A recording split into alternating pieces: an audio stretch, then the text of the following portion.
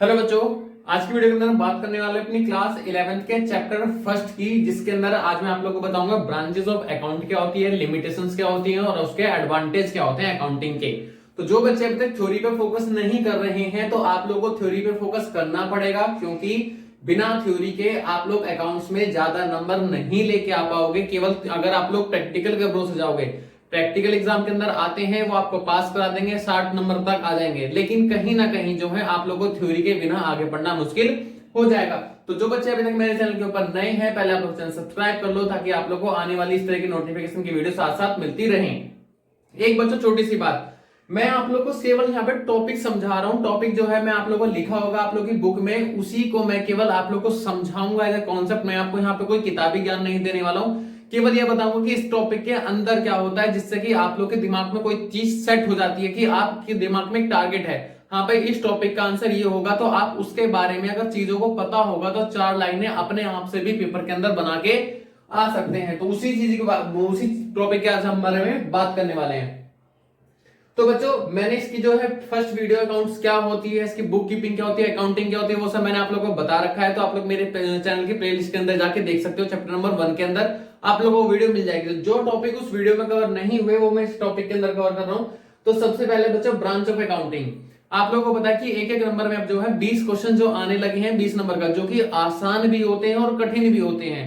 आसान उन बच्चों के लिए होंगे जिन्होंने डीपली पढ़ी होगी अपनी थ्योरी, और कठिन उनके लिए होंगे कि जिन्होंने आज तक पढ़ा ही नहीं और कह रहे एक नंबर तो बड़े आसान क्वेश्चन होते हैं और वो तो आराम से हो जाएंगे, तो उनके बस की वो क्वेश्चन करना है नहीं। तो हम बात करते हैं ब्रांचेस ऑफ अकाउंटिंग की। तो 3 तरह की ब्रांच होती है बच्चों, फाइनेंशियल, कॉस्टिंग और मैनेजमेंट। फाइनेंशियल अकाउंटिंग क्या होती है, जिसके अंदर सिर्फ और सिर्फ पैसे का रिकॉर्ड करा जाता है कि कौन सा पैसा कहां से आया, कहां गया, क्यों आया, कैसे गया, यानी कि केवल और केवल फाइनेंशियल ट्रांजैक्शन। अगर आपने बिजनेस के अंदर किसी भी तरीके से उधार माल खरीदा, उधार माल बेचा, या किसी का पैसा दिया, किसी का पैसा आया, कि अगर कोई भी ट्रांजैक्शन जो मनी की टर्म्स में कन्वर्ट हो सकती है, वो सारी हमारी फाइनेंशियल अकाउंटिंग का ही पार्ट बनेगी और हम फाइनेंशियल अकाउंटिंग के अंदर सारी एंट्री का रिकॉर्ड कर लेंगे। वही बात करी जाए अपनी कॉस्ट अकाउंटिंग की। कॉस्ट अकाउंटिंग का मतलब समझना क्या होता है बच्चों, ये जैसे कि एक पेन है, ठीक है, मार्कर है, इसके अंदर ये कैप अलग है, ये अलग है, इसकी इंक अलग है, ये चूड़ी जो बनती है इसके अंदर वो सारी अलग है, सब कुछ अलग अलग है। अब किसी कंपनी के पास में ऑर्डर आया कि भैया मैं 1 लाख जो है मार्कर बनवानी है, ठीक है। अब हम अंदाजा तो नहीं लगा सकते ना कि भाई 10 रुपए का बनेगा, 50 रुपए का बनेगा। तो उसके लिए क्या करना होगा, हमें एक एक चीज की कॉस्ट की एनालिसिस करनी पड़ेगी कि इंक इतने रुपए, अगर हम एक पेन को बनाए तो इंक कितने रुपए की बन रही है, अगर इसकी जो ये निब है ये लेके आए तो कितने रुपए की बन रही है, इसको असेंबल करने में कितना आ रहा है, इसकी कटिंग पेस्टिंग में कितना टाइम आ रहा है। तो वो सारी की सारी चीजों को एनालिसिस करना हमारा किसका काम होता है, कॉस्ट अकाउंटिंग का। तो उसी के अकॉर्डिंग जो है हम लोग कॉस्ट अकाउंटिंग प्रिपेयर करते हैं। वही बात करी जाए अगर मैनेजमेंट अकाउंटिंग की, तो मैनेजमेंट अकाउंटिंग क्या होता है बेटा, मैंने आपको बताया कि एक मार्कर है, इसकी बनाने की कॉस्ट मान लो 10 रुपए की आ रही है, और हमें कितने मार्कर बनाने हैं, 1 लाख। तो 1 लाख इंटू में 10 करेंगे तो 10 लाख रुपए गए, यानी कि कंपनी को कितने फंड की जरूरत पड़ेगी, 10 लाख रुपए की। ये कॉस्ट अकाउंटिंग इसको बोलेगा कि भैया 10 लाख रुपए का अरेंजमेंट करो। अब वो मैनेजमेंट की जिम्मेदारी है कि वो अकाउंटिंग जो है फंड किस तरीके से रेज करेगी, कहां से लाएगी, क्या डिसीजन बेस्ट होगा, वो लोन लेगी, अपने घर से लेके आएगी, या फिर वो शेयर इशू करेगी, जैसा भी है। यानी कि फंड का अरेंज करने का काम किसका होता है बच्चों, मैनेजमेंट अकाउंटिंग का होता है। तो हमारी 3 ब्रांच थी। अब उसी की अगर बात करी जाए तो लिमिटेशन ऑफ अकाउंटिंग। लिमिटेशन का मतलब है कि कुछ अकाउंट्स में जो चल रहा होता है वो कहीं ना कहीं थोड़ा बहुत तो गलत होता ही है। अगर आप कोई भी दुनिया में कोई भी काम कर रहे हो तो सिंपल सी बात है, वो एक इंसान के लिए अच्छा हो सकता है तो दूसरे इंसान के लिए वही काम गलत भी हो सकता है। तो अकाउंटिंग भी हमारी कुछ ऐसी ही है, अकाउंट्स के भी कुछ नुकसान होते हैं, तो नुकसान सुन लेना। सबसे पहले बोला accounting is not fully exact. Fully exact का मतलब होता है कि जब भी हम अकाउंट्स अपनी बुक्स में प्रिपेयर करते हैं तो जरूरी नहीं है कि वो चीज सही ही लिखी जाए।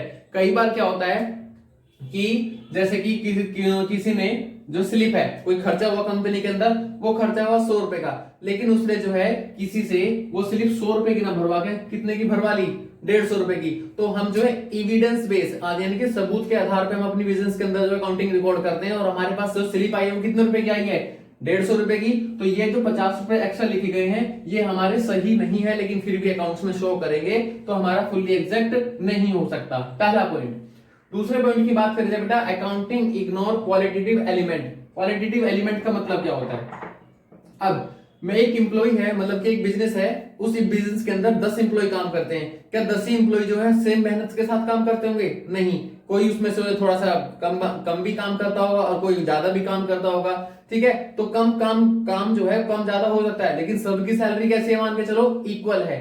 तो हम किसी को ये नहीं कह सकते अकाउंट्स में कि ये ज्यादा अच्छा है या कि ये ज्यादा बुरा है। हम अकाउंट्स में कौन सी एंट्री पास करते हैं? हर वो ट्रांजेक्शन जो मनी में कन्वर्ट हो सकती है। जबकि हम किसी क्वालिटी को अच्छा, मतलब किसी व्यक्ति को अच्छा और बुरा अकाउंट्स में नहीं कह सकते, सिर्फ हम ये कह सकते हैं कि भैया इस व्यक्ति ने इतने पैसे लिए, इस व्यक्ति ने इतने पैसे लिए।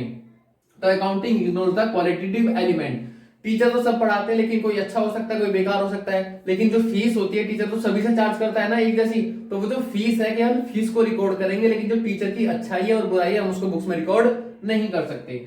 वही बात करी जाए, accounting ignore the effect of price level changes. अब प्राइस लेवल चेंजेस का मतलब क्या होता है? बच्चों, आपने अपने बुक्स में एसेट्स में कोई जो है 1 लाख रुपए की कोई मशीन खरीदी, आपने कोई भी एक 1 लाख रुपए की जो है मशीन खरीदी। अब उस मशीन की वैल्यू जो है अगले साल बाय डिफॉल्ट वो कम हो गई, वो 80,000 की हो गई एकदम से, ठीक है। लेकिन हमारा जो अकाउंट्स बोलता है, हमारा जो अकाउंट्स है वो हिस्टोरिकल कॉस्ट कॉन्सेप्ट के ऊपर बेस होता है, जो कि ये बोल के चलता है कि जो वैल्यू आपकी एट रैंडम परचेज के टाइम पर खर्च हुई है, आप हमेशा उसी वैल्यू पे हर उस चीज को हमेशा दिखाओगे जब तक वो बिजनेस के अंदर एग्जिस्ट कर रही है। यानी कि प्राइस हमारा मार्केट से कम हो गया, लेकिन हम फिर भी उसे 1 लाख का ही दिखाएंगे, जो कि गलत है। अगर इन केस इसका प्राइस बढ़ जाता है बच्चों, हम तब भी उसका प्राइस नहीं बढ़ाएंगे, तब भी हम 1 लाख ही लिखेंगे, क्योंकि हिस्टोरिकल कॉस्ट कॉन्सेप्ट कहता है कि जो परचेज के टाइम पे आपने पेमेंट करी है, केवल वही खर्चा जो है बुक्स के अंदर रिकॉर्ड होगा। तो ये भी हमारे के अंदर कमी है। उसके बाद बोलता है अकाउंटिंग में lead to window dressing. Window dressing का मतलब होता है किसी चीज को यानी कि बढ़ा चढ़ा कर दिखाना, गलत तरीके से रिप्रेजेंट करना, ठीक है। जैसे कि बच्चों आप लोगों को पता है कि जो अकाउंट्स है वो हमारा trial balance, balance sheet, profit and loss के आधार पे हम जो है जज कर सकते हैं। अब भाई कोई घर से, चाहे उसके घर में खाने पीने के लिए पैसे ना हो, लेकिन अगर वो टाई सूट बेल्ट पहन के आ गया तो हमें लगेगा यार बड़ा अच्छा है, तो बड़े खानदान का लगता है। लेकिन वो सेम है हमारी यहाँ अकाउंटिंग की बात करी जाए तो अकाउंटिंग भी है कि अगर हमारे सामने बैलेंस शीट बहुत अच्छी किसी ने बना के दिखा दी, लेकिन वो अंदर से फेक है, तो वो भी हमारे अकाउंट्स में काम हो सकता है, यानी कि विंडो ड्रेसिंग हमारी गलती से हो सकती है। वहीं अगर मैं आप लोगों से बात करके चलूं तो मैं आप लोगों को बताऊंगा रूल्स ऑफ अकाउंटिंग, मतलब वो एडवांटेज ऑफ अकाउंटिंग। तो मैं ऐसे ही बस बता देता हूं आप लोगों को, ये पेपर में आते हैं बेटे 4 नंबर के, ध्यान रखना। एडवांटेज ऑफ अकाउंटिंग, पहला है कंपैरिजन या फिर फाइनेंशियल इंफॉर्मेशन अबाउट बिजनेस।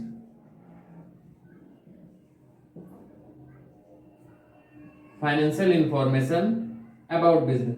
बच्चों अगर आप लोग अपने बिजनेस के अंदर काम कर रहे हो, आप लोग अपने घर में हो और अपने घर की हालत देख रहे हो, यानी कि आपने अपने बुक्स के अकाउंट बनाए कि भाई खर्चा इतना है, इनकम इतनी है, ऐसे ऐसे हर चीज है, तो क्या आपको अपने बिजनेस के बारे में जानकारी नहीं होगी? तो सेम एज इट इज जो है यहाँ पे भी हमें, अगर हम अकाउंट्स बनाते हैं, लिखते हैं ट्रांजेक्शन को, तो हमें हमारे बिजनेस के अंदर जो है इंफॉर्मेशन पूरी मिल जाती है। अगली बात करें तो कंपैरिजन। कंपैरिजन का मतलब होता है हमने अकाउंट्स इस साल भी बनाए, हमने अकाउंट्स पिछले साल भी बनाए, हमने अकाउंट्स पिछले साल भी बनाए, 3 साल से कंटिन्यू बना रहे हैं। अब हम उसमें कंपैरिजन कर सकते हैं कि कौन सा साल हमारे लिए ज्यादा अच्छा था, क्या करने से प्रॉफिट होगा, क्या करने से नुकसान होगा, तो हम इसके अंदर क्या कर सकते हैं? कंपैरिजन कर सकते हैं। वहीं बात करी जाए तो एविडेंस इन कोर्ट भी होता है।